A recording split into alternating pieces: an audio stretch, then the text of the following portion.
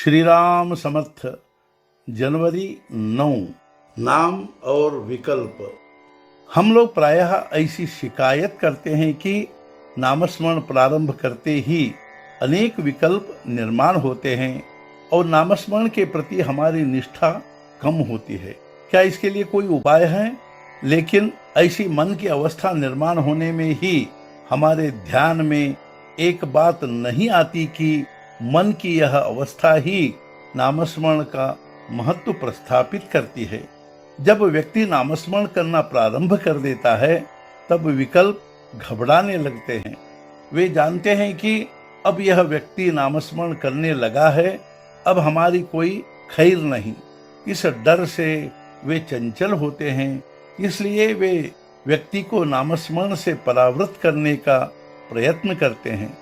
विकल्प बहुत सूक्ष्म होते हैं, इसलिए उनका उच्चाटन करने का उपाय भी उनकी जड़ों तक पहुंचने वाला और सूक्ष्म होना चाहिए।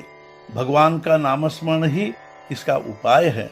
कोई सांप बांबी में घुस गया हो तो उसको बाहर निकालने के लिए ऐसा उपाय ढूंढ निकालना चाहिए जो उसे वहां ठहरने के लिए मुश्किल कर दे। बाहर से शोरगुल करने से कोई परिणाम नहीं निकलता। बांबी में धुआं या गर्म पानी छोड़ने पर वह बाहर आता है। ठीक इसी तरह नामस्मरण करने पर यदि विकल्प निर्माण होते हैं तो मानना चाहिए कि नामस्मरण की आँच विकल्पों के जड़ों तक पहुंच गई है। अतः नामस्मरण करने पर विकल्प निर्माण होने लगे तो घबराने के बजाय उसे सुलक्षण मानना चाहिए और समझना चाहिए कि हमें विकल्पों के विनाश की चाबी मिल गई है और उसी भावना से अधिकाधिक नाम जपना चाहिए। विकल्पों को हटाने का यही एक उपाय है। नामस्मरण के बारे में प्रारंभिक अवस्था में सभी शक्की होते हैं, लेकिन निरंतर नाम जपने से ही विकल्प कम होते रहते हैं। अभ्यास से ही ध्येय पूर्ति होती है। आजकल सच्ची भक्ति नहीं है, इसलिए भगवान का स्मरण नहीं होता। भगवान के स्मरण का अभ्यास किए बिना सच्ची भक्ति नहीं होगी।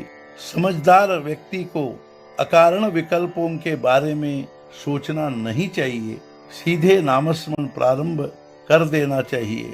विकल्प समाप्त होकर भगवान के बारे में संकल्प निर्माण होने लगे तो समझना अपना काम हो गया, अर्थात हम नामस्मरण में सफल हो गए। हम रास्ते से चलते हैं तो कभी कभी अवांछनीय लोग मिलते ही हैं, किंतु हमें चलना रोकना नहीं चाहिए। उसी तरह विकल्प आने पर हमें नामस्मरण छोड़ना नहीं चाहिए।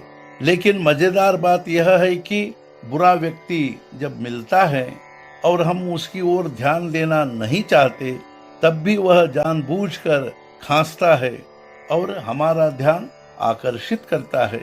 ऐसे समय पर हम उसकी ओर देखकर भी ध्यान नहीं देते। इसी तरह विकल्पों के कारण हमारा ध्यान उनकी ओर आकृष्ट होने पर भी हमें नामस्मरण का त्याग नहीं करना चाहिए। शंका निर्माण होने पर भी नामस्मरण में खंड नहीं होना चाहिए। नामस्मरण ही शंकाएं मिटाएगा और धीरे धीरे विकल्पों को भी रोकेगा।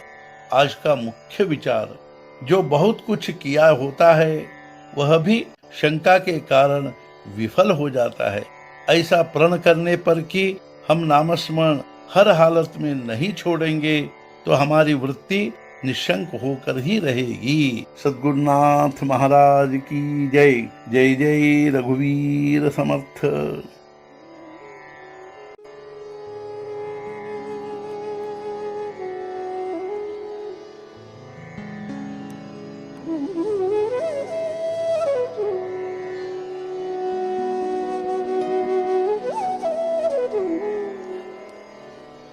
Mm-hmm.